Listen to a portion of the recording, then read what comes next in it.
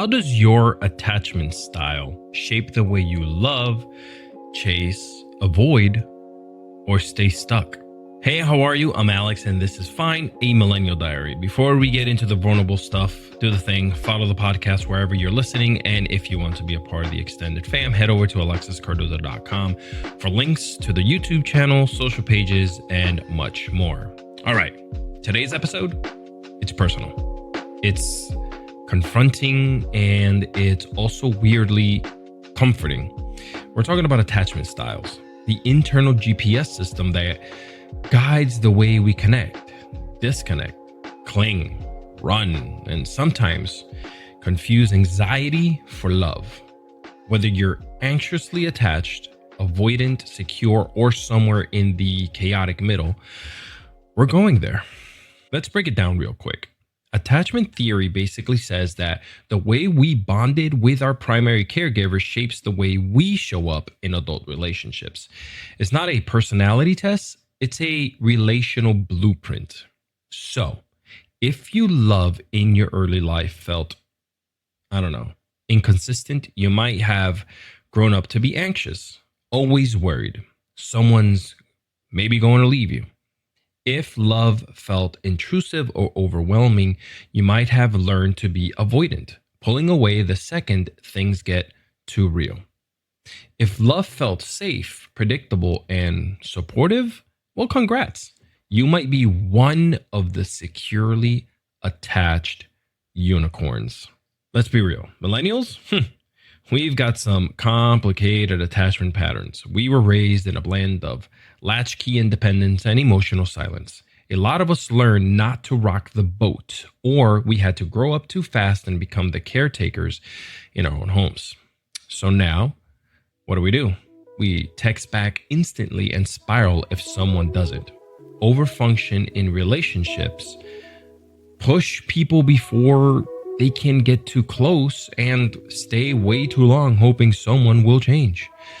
We want connection, but we're terrified of the vulnerability it takes to truly receive it. Here's where we compare, so get ready. Gen Z, they've got the vocabulary. They're out here talking about attachment theory on TikTok, throwing around terms like anxious avoidant trap and nervous system compatibility. Now, they're not always applying it perfectly, but they are aware. They're watching YouTube videos about attachment while we were still fighting out. They're not always applying it perfectly, but they're aware. They're watching YouTube videos about attachment while we're still trying to figure out how to not ghost people. We had to discover this language through trial and error, through heartbreak, through therapy. They're starting with it, and that's a massive shift. Attachment styles are very powerful, but they're not a personality prison. Just because you're anxious doesn't mean you're doomed to panic text forever. So just because you're avoidant doesn't mean you'll always run. And these are some of the starting points, not life sentences for you. The key is recognizing your pattern, though, getting curious about where it came from and learning to respond, not just react. That's where growth happens. That's where love evolves. Healing your attachment style doesn't mean becoming a perfectly secure person overnight, by the way. I'll tell you what it means. It means being honest about your needs, learning how to sit in discomfort without self-sabotaging, choosing patterns who feel safe, not familiar. Now, showing up even when you want to run. Now, it's hard, it's messy, but guess what? It is possible. And the relationships that come after that kind of work, they're different. They're deeper.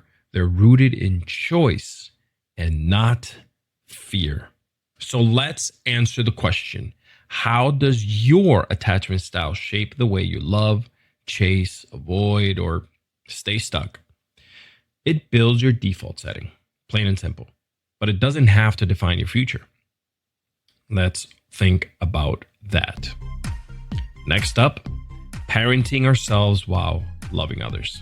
Because healing isn't just about who we love, it's about who we become in the process. I remind you to please hit up alexiscardoza.com to follow, subscribe, share, and keep growing this community. I'm gonna leave with these words. You're allowed to change. You're allowed to be loved. And this is fine. Goodbye.